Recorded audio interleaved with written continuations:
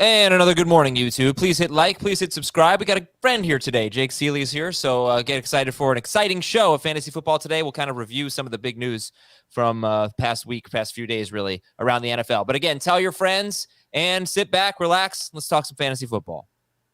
Welcome to the show. We've got a guest to come on to give us some fresh perspective. You've heard Heath, Dave, and Jamie talk about Aaron Rodgers, Russell Wilson, DK Metcalf, Courtland Sutton, etc., Carson Wentz. Now we're going to hear from the all-in kid, Jake Seeley of The Athletic, joining us on Fantasy Football today. I'm going to make Heath tell us why he likes Mike Williams so much. We're going to argue about it. We're going to talk about full season numbers versus 11 games and, sample sizes and all that. Looking forward to that. Stats. Yeah, Mike Williams stats is what they are. But welcome, Jake Seeley. What's up, buddy? I appreciate the invite. It's been too long. I almost said the song again that we were joking about before we came on the show, but it's been a while. Oh, yeah. There you go. Dave, who sang It's Been a While? I've heard that song 100 times on the radio. I don't think I know who. Okay, we'll give you three choices. Is it A, Puddle of Mud, B, Creed, C, Stained? I was going to say Creed, so let's go with Creed. Oh, Everybody says Creed, Adam. Everybody thinks it's Creed. Come on, it's Stained with no E, Staind, Stained, Dave. Oh, come on. Anyway, we'll talk fantasy football today and talk about the biggest winners and losers of the week, and also look ahead to free agency, favorite destinations. Jake's gonna give us his favorite destinations for some free agent running backs and things like that, and we have some news and notes to get to as well. Jake, who is your biggest winner of the NFL offseason so far? So we're talking about Amari Cooper left. Maybe it's CeeDee Lamb. Obviously, the Russell Wilson trade. Maybe it's Sutton or Judy, whoever. Maybe it's McLaurin, whatever you think. Who's the biggest winner right now thus far? So the overarching is the Broncos as a whole. I mean, obviously, I think most everybody would agree with that. I think we could say arrow pointing up for Sutton, for Judy, for Okwuegbunam, however the hell you say his last name. Albert O, everybody. Did I get it right at the second time? Okwuegbunam. Okwuegbunam. I don't think Okwuegbunam. It's only 4 syllables. Yeah, so there you go.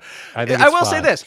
He's not my pick because I think he's already being overrated. By the way, I know this isn't a dynasty show, but if anybody's out there in dynasty, sell high right now, because what's the target share going to be for him? Like, what, 10, 11%? So let's chill out. Yes, it's exciting. Yes, he can be at the back end, maybe of a tight end one.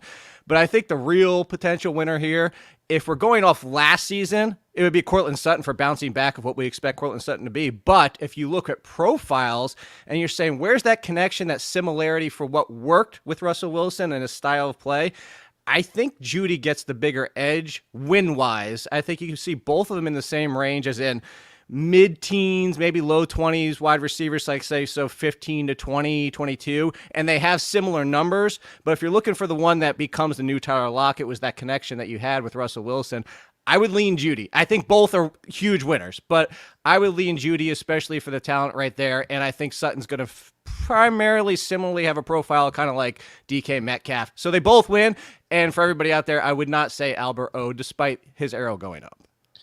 All right, so just expand a little bit on that. Why do you think it's Judy? Because he's in the slot, like Lockett. What is it about the profile that makes you think he's more of a winner? That's part of it. I do think is the style of play. The slot is greater. Sutton spends some time in the slot, but so does a lot of wide receivers at this day and age. Everybody's rotating through their line there and seeing different profile.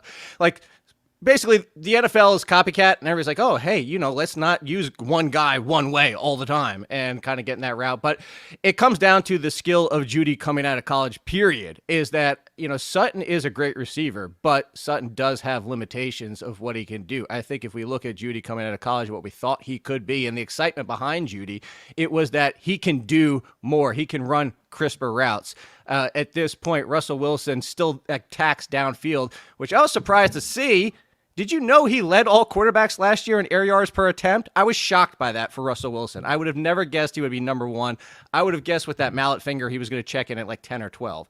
So I think if you look at that, that's where you still see the appeal of Courtland Sutton. But I look for the separation, really, and Courtland Sutton, as good as he is, Jerry Jeudy is always the much better separator than Sutton is. Yeah, the way he played, it was more like Ryan mallet finger. So Thank you, Jake. See, if you're not like conditioned to hearing these terrible jokes all the time, you might laugh. So, now that you've had some time to think about it, Heath, Dave, have you changed your mind at all, or where are you guys on Jeudy versus Sutton, Dave? Heath. Go ahead. Well, you Heath, said Heath, I think Dave, I and might then you be. said, yeah. Go ahead. Well, there's lots of things I need to clarify here from the last couple of minutes of Jake. First off, he's laughing because he's a guest and it's polite, not because he hasn't heard these jokes in the past. Everyone's heard terrible jokes regularly. He's a guest. I love dad jokes. I'm just gonna say. Okay, that's very nice of you to say, and yes, he will have you on again in the future. I think it depends on how you want to look at the biggest winner. I agree Albert O is being overvalued. I had Albert O as the biggest winner because where was he before this trade? Where is he this trade? His value has changed as much, even if it hasn't changed as much as the public perception suggests it has. The big problem for me with Jeudy and Sutton, and this is like wet blanket, I know, it's Tim Patrick. He's, for some reason, gets a very similar target share to Sutton and Jeudy, and for some reason outperforms them. I mean, this part makes more sense probably. The defenses are paying more attention to Sutton and Jeudy. So I really think like we're probably not going to know until we find out who's having breakfast with Russell Wilson in training camp, and then we'll know who the favorite guy is going to be. I agree with Jake that Jeudy 100% has the most upside. This is kind of a Jobu year for him in terms of dynasty. Like we're just going to leave him as a top 20 dynasty wide receiver because of his pedigree and hope that he pays off on it. And if he doesn't, he's going to fall like a crater. But I think Jeudy has the most upside. Sutton's right there with him. And Tim Patrick could unfortunately be the party pooper. And now I'm here to tell you that everything can potentially change because what has happened in the past in Denver, particularly with these receivers, is in an offense that is vanilla with quarterbacks that are meh. So now we're getting a quarterback that likes to let it rip. You heard Jake say that he led the league in air yards per attempt. He's been top 10 in deep pass attempt rate each of the past 3 seasons. He likes to let it rip. He's looking downfield. He also doesn't really like to hit that intermediate area. We're talking 10 to 19 yards in the air. So about half of his passes last year were real short, 9 yards or closer. You see that with every quarterback in the league. But a lot of quarterbacks like to attack that middle of the field, this middle area, 10 to 19 yards. He not only didn't do it last year, he's been in the 50th percentile or lower, and in one case, dead last over the last 3 seasons. So that's an area that I think has been like Jerry Jeudy territory since Judy's come into the league. Judy's a slot receiver. He runs a lot of routes in that area. How often did we see Jerry Jeudy in the pros go deep downfield? Now, I mentioned it in the pros. We didn't see it that much. I don't have that right in front of me. I think he also hasn't played as much. I think so. Jeudy last 20 year, plus yards downfield.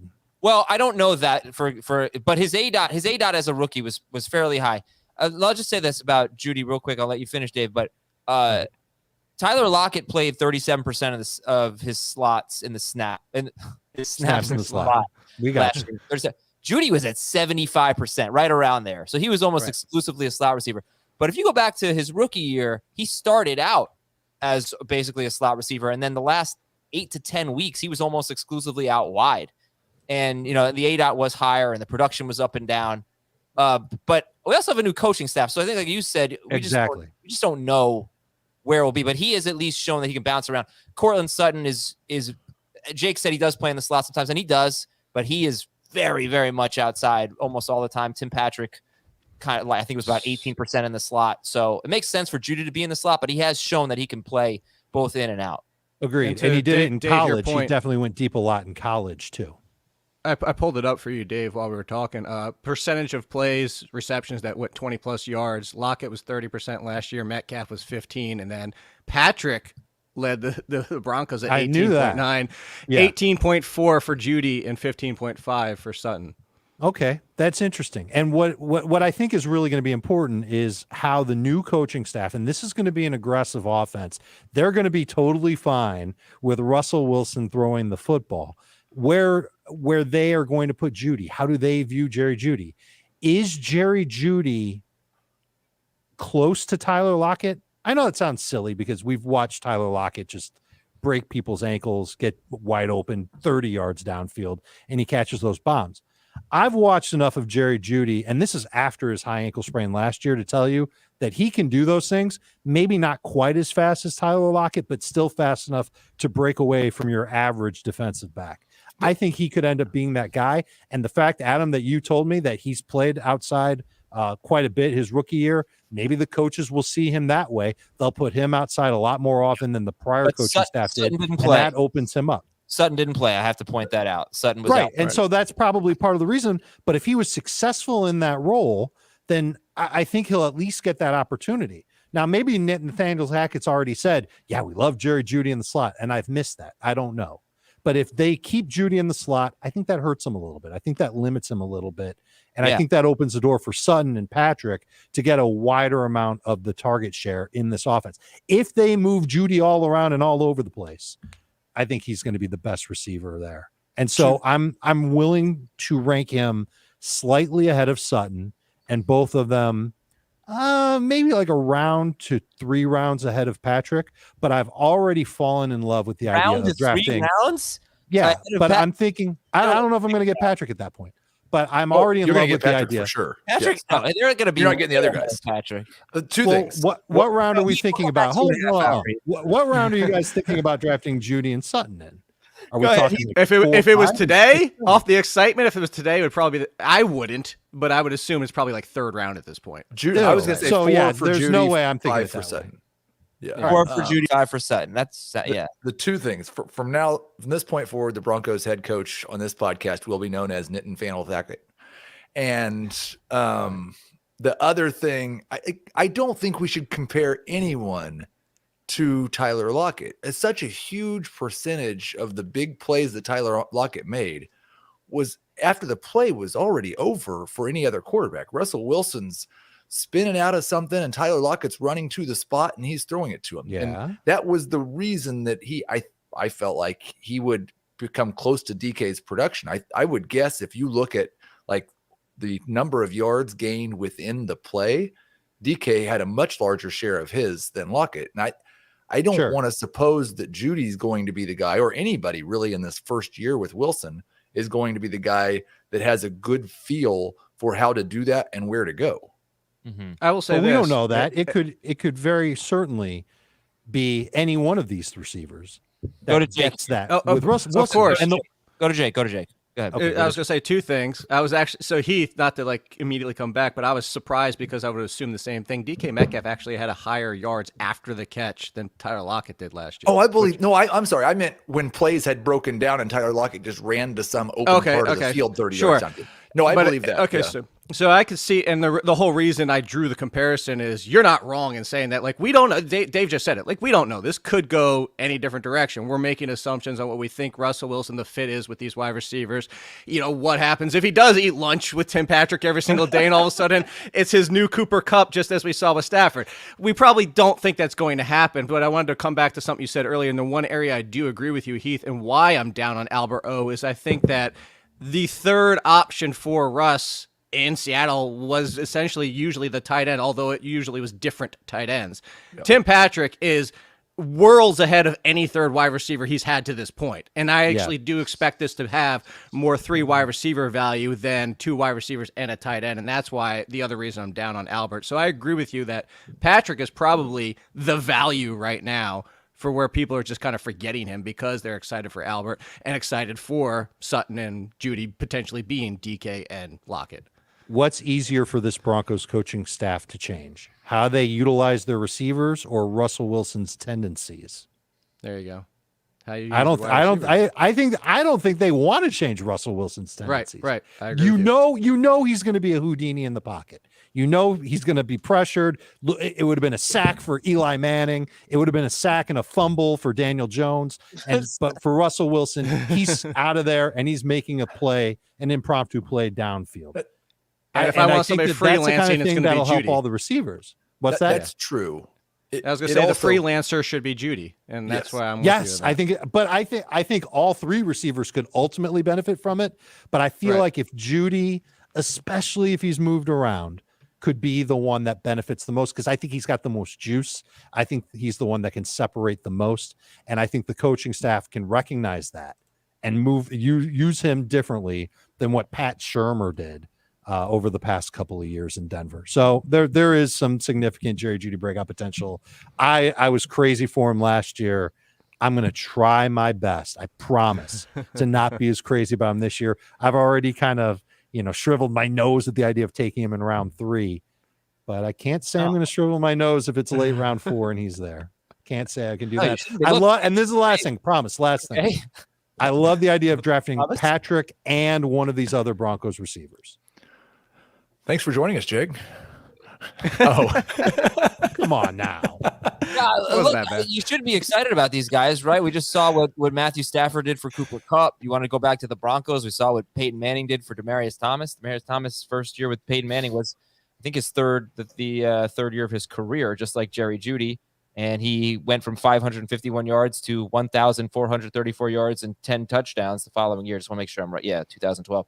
So it could really make a big difference. So Heath, is that where you're settled on right now? Jeudy round 4, Sutton round 5? No, I don't think. I actually still have Sutton ahead of Jeudy right now, but I would probably take them both in round 5. And I don't. It's hard to say when you take Patrick because we need to get updated ADP. I'm going to have Patrick ranked ahead of his ADP, but you don't want to take him where you have him ranked if ADP is 2 or 3 rounds later.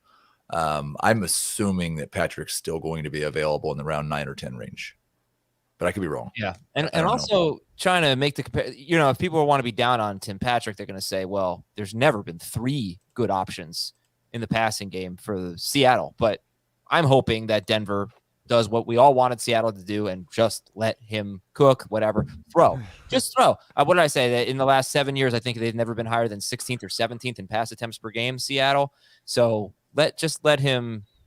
That stat might be a little bit wrong. I might have gotten the numbers a little mixed up, but get the drift. Why? Let's have Denver be 8th in pass attempts this year. Why not? And then you could have just a huge breakout for Sutton and Jeudy, and then stream for Patrick. One last thing. Has anybody done any research on Russ throwing to the running back? Because I have not even started that. I'm too engulfed in the receivers. Percentage-wise or just in general?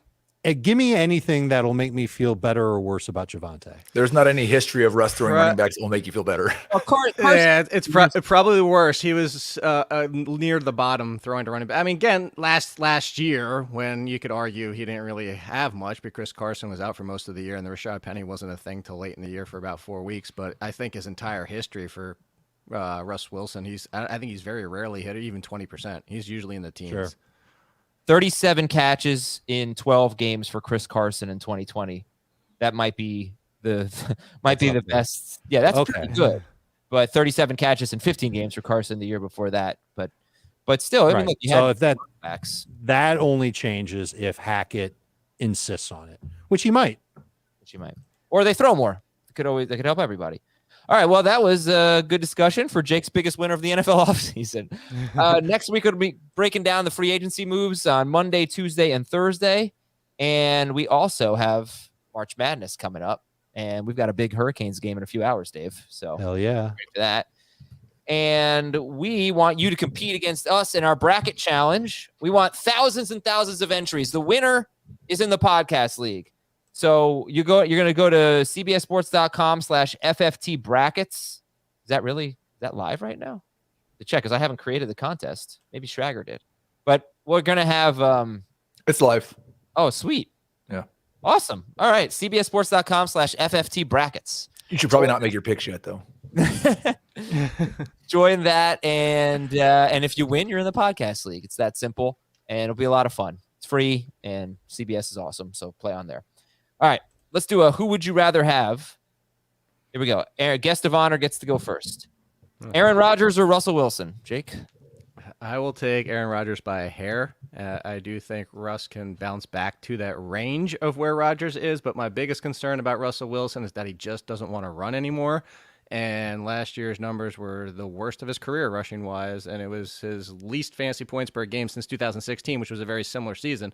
I think he does perform better, especially if you take away the mallet finger and with the talent he now has, but unless he's getting back to 300-ish, 400 yards, maybe, but a few touchdowns. I mean, he's now lockstep with Rodgers in the rushing department. I don't know that's really going to change, I think, at this point of his career. That's a good point. Okay. Everybody else on Rodgers over Wilson? I am. Yeah, maybe by just 3 hairs instead of 1, but yeah. Okay. Simpson hairs. Homer Simpson hairs. All right, let's talk about Mike Williams. I didn't know who to compare him to that was relevant in free agency. So are you ranking Mike Williams ahead of any of the main 4 Denver or Seattle wide receivers? I'll actually let Heath go first here. Heath, is Mike Williams ahead of either Sutton, Judy, Lockett, or Metcalf right now? I am the Mike Williams guy apparently now, and I'm going to Azer stat your Azer stats because you basically said he had 5 good games last year. I didn't say that. Not say that. I've got him ahead of all of the Broncos and ahead of Lockett and behind DK. But if they go into the season with Drew Lock as their quarterback, he will be ahead of. I just don't think they're going to do that. He will be ahead of all the Seahawks and the Broncos. I don't really like. There was his best 5 games or 4 games were at the beginning of the year, but weeks 1 through 9, the first half of the season, Mike Evans was wide receiver 15 in PPR fantasy points per game. The second half, week 10 through 18, Mike Williams. Yes, he was wide receiver 18. The final 6 weeks of the season, week 13 through 18, he was wide receiver 20. Like I don't see this major difference. I don't think he fell off a cliff and turned back into the guy he was in past years. And they just gave him $40 million guaranteed and $20 million a year to play with Justin Herbert in what's going to be a very high volume pass offense as the number 2 option or 1B option. I just don't see any way he's not getting 125, 130 targets again from Justin Herbert. And that makes him a number 2 wide receiver. Jake, same question to you. Do you have him ranked ahead of any Broncos or Seahawks right now? Mike Williams. Apparently, I'm going to steal Heath's thunder because I don't care who's at quarterback for Seattle because the options are what I think is going to be potentially Malik Willis or a rookie quarterback over Locke. And in that case, I'm Mike Williams over everybody because I go back to the game log on top of it. Look at Mike Williams and DK Metcalf's game logs. They're very similar. It's a roller coaster. Like, I want both of them as my wide receiver 2 because I'll get 20 points as much as I'll likely get 4 or 5. That's just who they are. But if you're going to rank these on what we're going into, as he just said, Justin Herbert next year with Mike Williams, clear number 2. DK with rookie / Lockett or Locke, and then the same thing for Lockett. Lockett might not even be on that team. And then what we're just talked about ad nauseum about the Broncos wide receivers is I'm going to take Mike Williams over the entire crew, all of them. Ooh, okay. Dave? I don't have him over the entire crew, but I've never been a huge Michael Williams fan to begin with. I don't like the lack of consistency. We saw it at the beginning of last year. Heath touched on it when he was just on fire to begin 2021. But after that, he really fell off. There was definitely a period there where Herbert also did not do well. After the first 5 weeks of the season, he had 4 games with 15 plus PPR. One of them was his biggest one was in week 18. So I'm nervous about the mistakes that he makes. Obviously the Chargers don't care.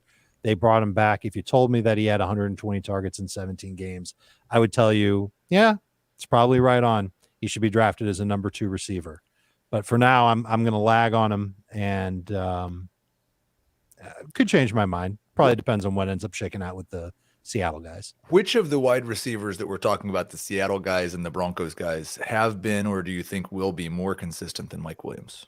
I think there's a chance. I think there's a chance for DK to get there, even with the downgraded quarterback. I think there's a chance for Judy and Sutton to get there with Russell Wilson. But they haven't been. Like DK no, wasn't. But it's a whole new world for them. This is a good quarterback. And that's the other thing. Like, crazy. Wait a second. This is bothers me because yesterday when you were comparing Logan Thomas to Albert O, your argument against Logan Thomas was that he only had 1 good season, and Albert O had 33 catches last year or whatever, which was more than any other 2 seasons in Logan Thomas's career. But you completely ignored the fact that he had a top 5 season. And he's a converted player who wasn't like a full-time tight end anyway. But he's Mike Williams. You're talking about his consistency. We're talking about his consistency. You're talking about 1 year of Mike Williams. So Like No, that's not true at all. No, it is true because he was awful. No, in Logan Thomas, 2020. we were talking about a guy who never had more than 22 catches in a season besides the one good year. Mike Williams has a 1,000-yard year Never and had a more 10 than touchdown year. He never had 50 catches in a season before last year. And after week 5, he was the number 40 wide receiver in fantasy rest of season. And what happened? His ADOT went way up. First 3 weeks, he was running shorter routes and catching more passes. After that, he went back to being the number 40 wide receiver. Now he's better than that. I'm not going to say he's So 40. the fact that you're like, I don't understand why you would hold value in this after week 5 thing. Because his ADOT changed. Because he showed us who he really when is. he was a number 2 wide receiver after week 10, a number 2 wide receiver after week 13. Per So he had game or total? per game. So he had a really terrible stretch, week 6 through 10. He was one of the best wide receivers in football, weeks 1 through 5. If I took out Marvin Jones, wait. if I took out Marvin Jones, Jake. Where does Mike Williams rank if you take weeks 5, 9, 11, 13 and subtract 8? Where does he end up? I'm just kidding. No. You're both bringing up valid points. His profile, Here's what I'm going to. and he became You're right. he was before.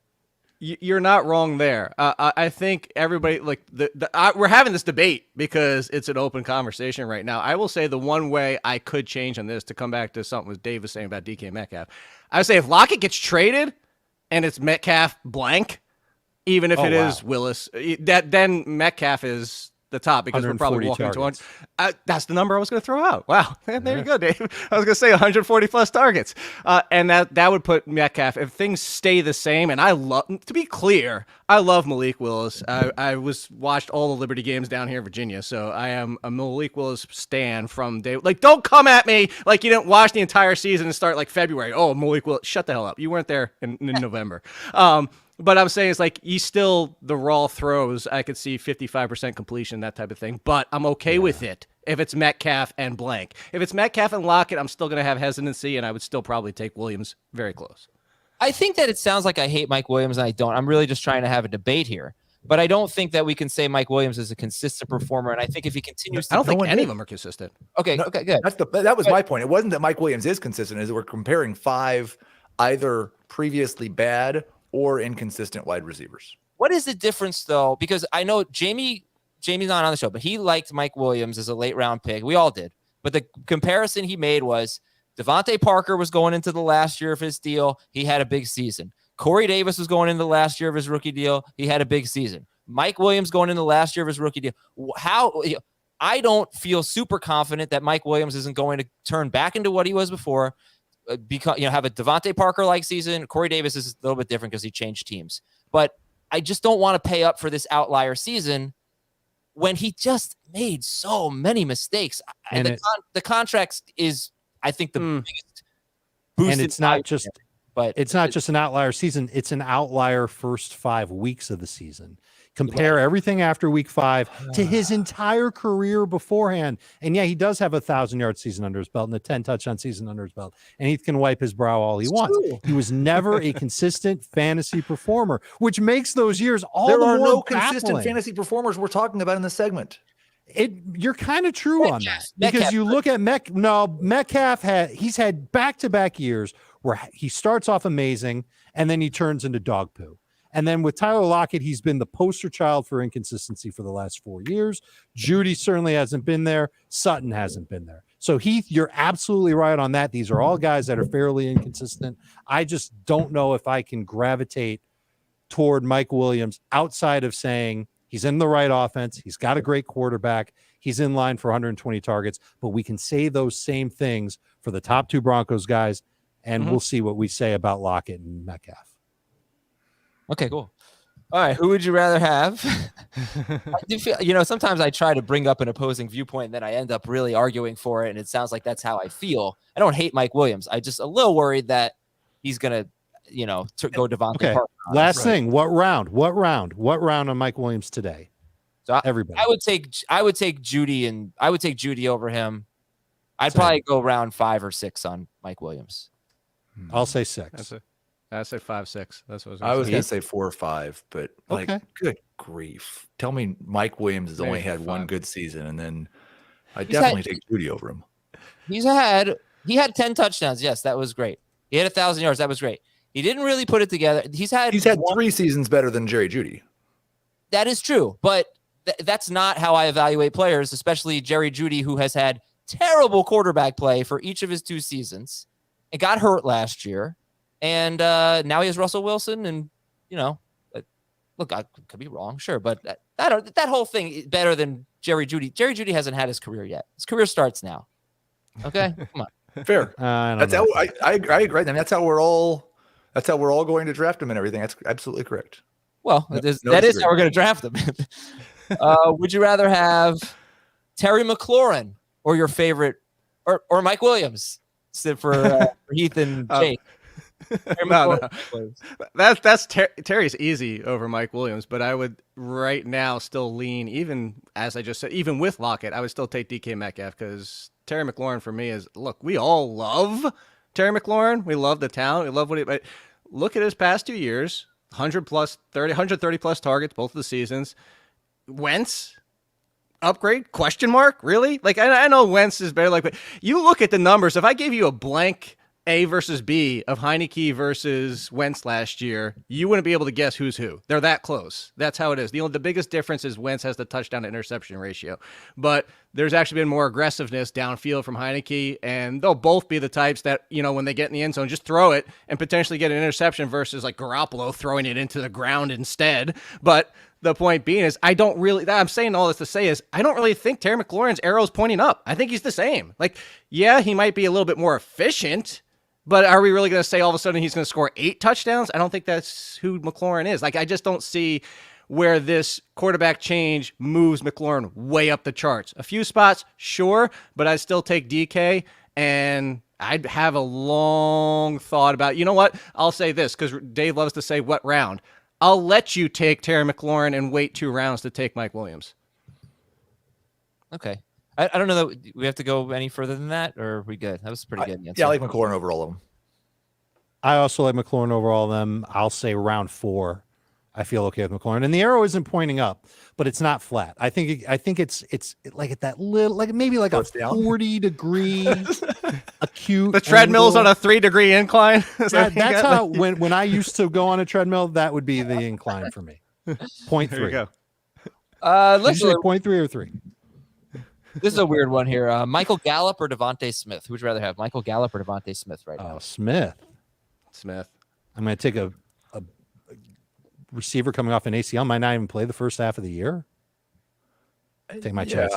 I assume he will, but but I don't know that. I'll take Smith, but I think he's behind like 6 of the wide receivers we've talked about so far. That's certainly fair. I don't know how people feel about Michael Gallup, but if he's the number 2 wide receiver, that's great. He'll be awesome around Halloween. Yeah, that's what I was going to say. I think Dave brings up the interesting point, though. He's the number 2, but what kind of number 2? Like, is this, as you just said, do we not see the real Michael Gallup until week 8? Do we not see the real Michael Gallup until 2023? Like, we don't know for sure. You know who the number 2 receiver is going to be in Dallas this year? Cedric Wilson. Dalton Schultz.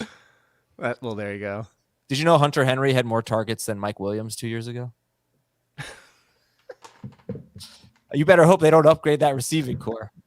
They just gave him $40 million guaranteed. Bad contracts. And you know what they said about him? They were like, we love him as a deep ball receiver. Oh, is that what they said? Yeah. That's all they talk. That's the first thing they say. I was disappointed for my Josh Palmer shares when they reassigned him. I mean, just be honest. Me too. He is definitely going to finish as a number 2 receiver in an incredibly frustrating way. And Heath and I are going to have the same exact argument. I just want to clarify, and that's like, people can go ahead and wipe out a half of the good wide receivers if they want to care about consistency that much. The idea of half of the top 24 wide receivers are inconsistent, whatever that means. And I just don't care. Yeah, I know. I'm sorry. That's fine. No, I think it's probably in a lot of cases going to be a smart thing. I think there are different levels of that.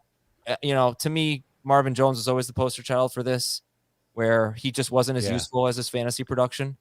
But because you weren't drafting him to be a starter and you weren't starting him, I think Mike Williams will be drafted as a starter and will be started. And it's easier to deal with the lumps in 3 receiver leagues, I'd say, because you just have to start those guys most of the time. So is that fair? I think there was a good point that maybe if you're finishing as a wide receiver 30 at the end of the year and you're that inconsistent, that there's some fool's gold. But if you're finishing as a top 20 wide receiver and you're inconsistent, all that means is you won me 4 or 5 weeks. Mm-hmm. Yeah. All I've done for the last 10 minutes is started looking at wide receivers that are free agents in 2023 to find the next Mike Williams, DeVonta Parker, Corey Davis.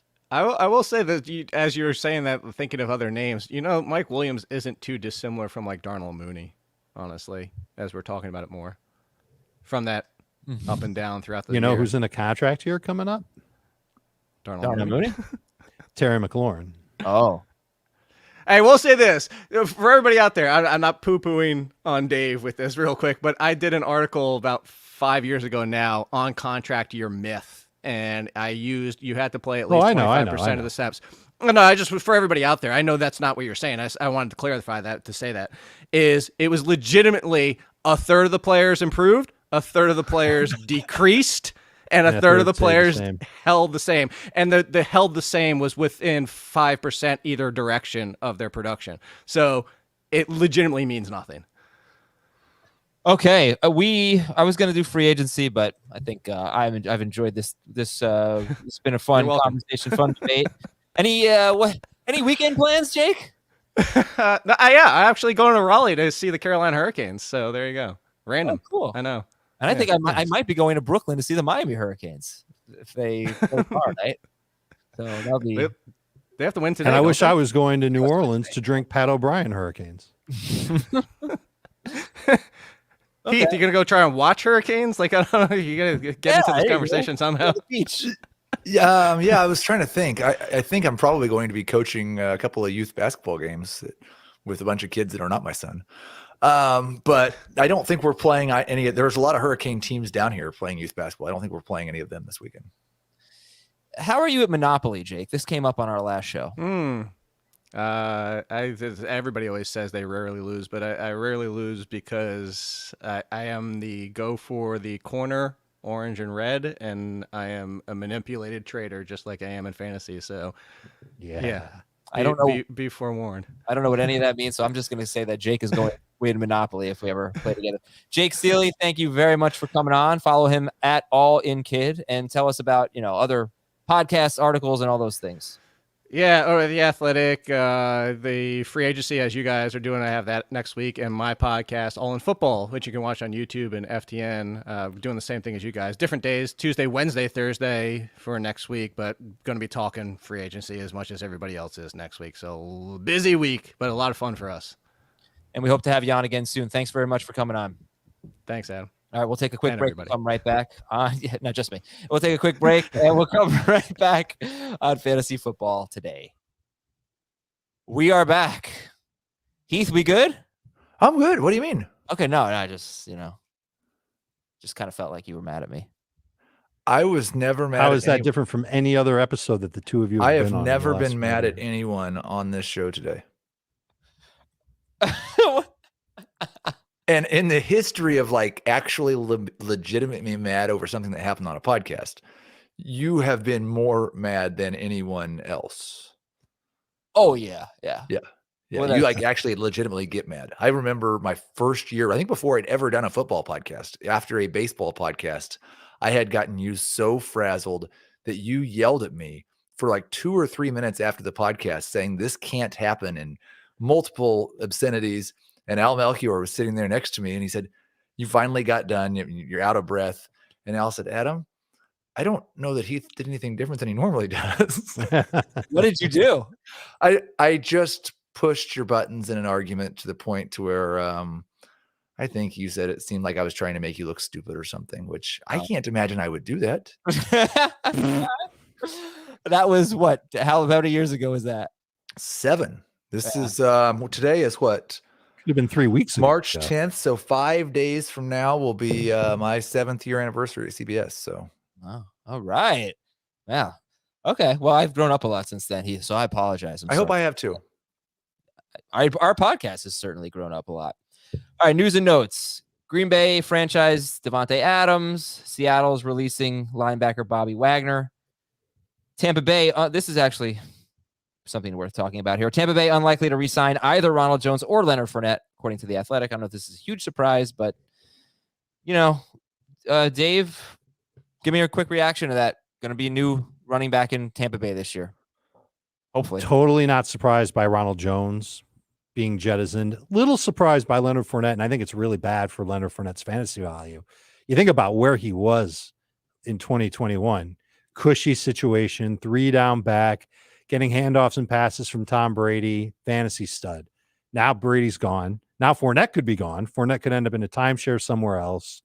Definitely starting to look like one of the running backs that I will avoid on draft day. Heath, the Panthers appear open to trading Christian McCaffrey. It's going to take a haul. But what does this do to McCaffrey's dynasty value? I don't think anybody's going to give a large sum of draft picks for a running back that's expensive. I think 90% of the league has recognized from the failures of others that you should not give those big contracts to running backs. So it's not impacting my opinion of Christian McCaffrey. Anybody who would give that type of contract, that type of load to take on that contract would presumably plan on giving him 400 touches per season, because otherwise, why would you? Mm-hmm. It's the dumbest thing in the world. Trading for him, you can't give up that much for him. But Dave Gettleman wishes he was on a team just so he could give up a first-round pick to get Christian McCaffrey. Like he's screaming from the corner of a dusty OTB in New York. I'll give you a one, give him something like that. What's an OTB? Off-track betting. Oh, the just seems like that's where Gettleman is these days. Expected to pursue Mitchell Trubisky, and apparently it could be an open quarterback competition. I don't know if this was off the air or on the air, but I was like, no way. We'll see about that. It's like people have forgotten what Mitchell Trubisky was like in Chicago. That's what I'm saying. The Giants haven't. They've seen him for the last 3 years. Sure. Brian Dable knows that he can run the offense. It was a Daniel Jones joke. 1,400 votes in the poll from 2 days ago. Mm-hmm. 48% of the respondents said Mitchell Trubisky is the better NFL quarterback. 38% said Daniel Jones. 14% chose C results, so they didn't have to pick either. If Daniel Jones took a year off from quarterbacking and then we compared him to someone really bad, he would win. Yes. You know what I mean? Well, 100%. but like I think it's fair that they're basically the same guy statistically as passers. But Trubisky is slightly better in basically every category.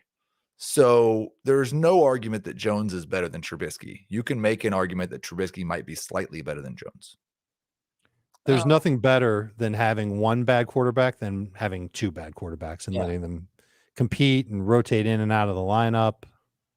That's the problem with it. If they sign him, then there's no leash. There was also a report, though, that the Saints could be interested in Daniel Jones. Oh, really?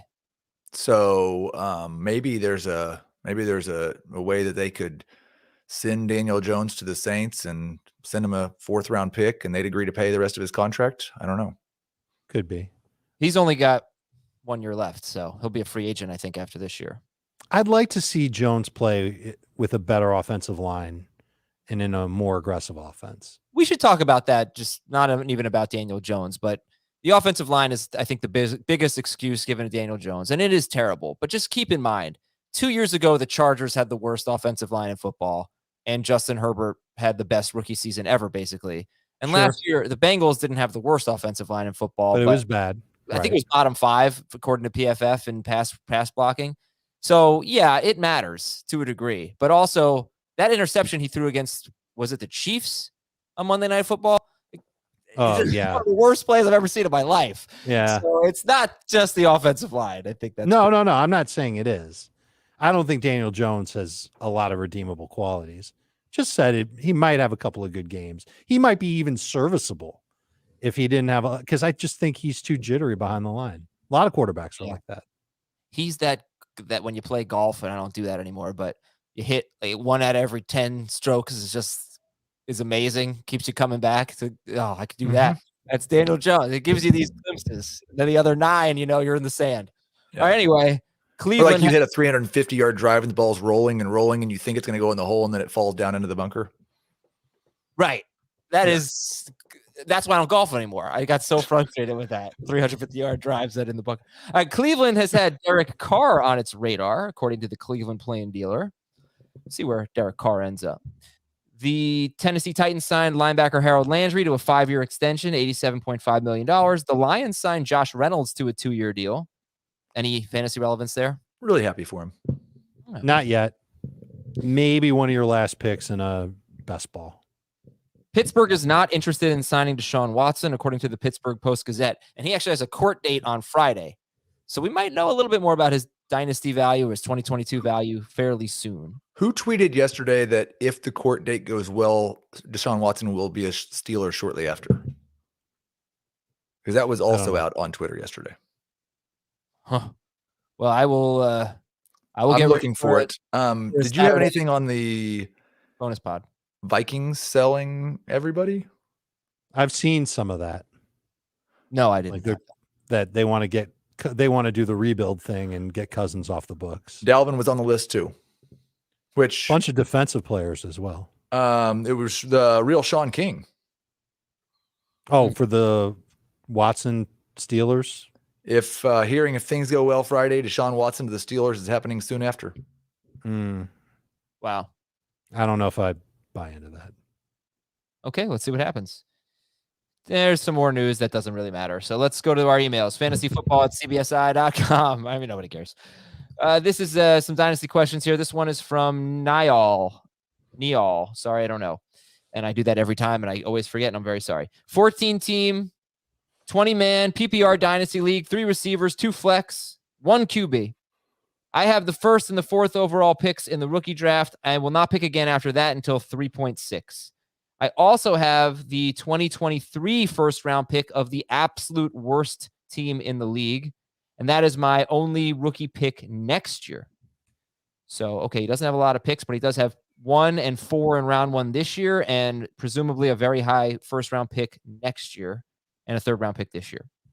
He gives his roster, and he says, should I just keep 1 and 4 and take the best running back and wide receiver with those picks? Should I try to trade them for a running back? What do you think? I have an offer of Brandon Ayuk and 10 overall for number 4. No. Nope. No. Do not do that. All right. So looking at the summary on his team is that his receivers are pretty good. His running backs, he's got Antonio Gibson and then like nothing. Yeah. Nothing great. So I'm 100% as of right now taking Breece Hall and whichever of the top 3 wide receivers falls to 4. Would you consider a second running back at 4? Is there another one that's good enough that'll be there at 4? Is if Spiller maybe goes in the 2nd round to a good landing spot, then yes. But otherwise, it would probably be Garrett Wilson or Drake London or whoever wide receiver 3 ends up being. Or a trade. And I don't know if you feel so strongly about Breece Hall, but I assume that if Isaiah Spiller ends up in a much better destination, that you'd be cool taking him 1 overall. Did you say that or no? I felt that way, and I have let the combine impact me just a little bit because Breece Hall tested better than I expected, and I already liked him as a player. So I've kind of gone a little bit further in the Breece Hall is 101. But yes, if Breece Hall fell to the 3rd round, then yes, it wouldn't be him at 101. But if he goes in the 2nd to a team that has 250 touches available, it's Breece Hall for me. Mm-hmm. Okay. Let's go to this one from Michael. Hey, Liam, Carl, Ian, and Lip. Oh, yeah. Yeah, it's a good one. Very good. Yeah. Very good. What is it, Dave? Oh, I have no idea. I just said it, but yeah. Oh, okay. It's shameless. Yes. By the way, I crushed the Wordle today. I got it on my 3rd guess. And 12. I got on my 2nd. No, you did not. I did. You bastard. 12-team standard FFPC Dynasty League. I gave up a 2023 2nd-round pick, and I got James Conner. I also was offered Kadarius Toney for my 2023 1st-round pick. Nope. No. What about the Conner one? 2023 2nd-round pick for Conner. Totally fine with it. You're buying a running back for the next year to 2 years. for a second round pick. Hopefully your team doesn't stink in 2022 so that pick isn't too early in the second round of 2023. I want to apologize. I shouldn't have said that I got it in 2. It's true. I did. But I'm a little bit irritable about Wordle every time you bring it up because I missed one day. And I'm at 9 and Adam cheated. Yeah. So that he still shows 100%. And every time I think about the fact that Adam's at 100% and I'm not because he cheated, it makes me a little bit angry. How many letters did you have after your first guess? I start with raise, so that kind of helps. Same word every day. Yeah. I start with store. Yeah, you didn't have quite the. I had a pretty good advantage. I change my word every day. I don't know if that. Yeah. I always try and pick a word that might actually be their word. So having a word like store, like how often is it a basic word like that? Rarely. How often do you get it on the first guess? I usually start with Never. rupee. I usually start with rupee, but that one day I All right, this is from Mark. How do I not know this? Dear Billy, Doc, Dick, and Chavez. It's so baseball-y, isn't it? Billy, Doc, Dick, and Chavez.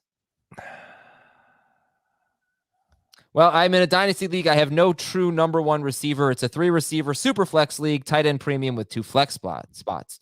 I have some guys that could develop into number 1. Should I stand pat or try to trade for a true number 1? He has DJ Moore, Gabriel Davis, Tyler Boyd, Crowder, Tim Patrick, Rondell Moore, KJ Osborne, Zay Jones, James Washington, and Amari Rodgers.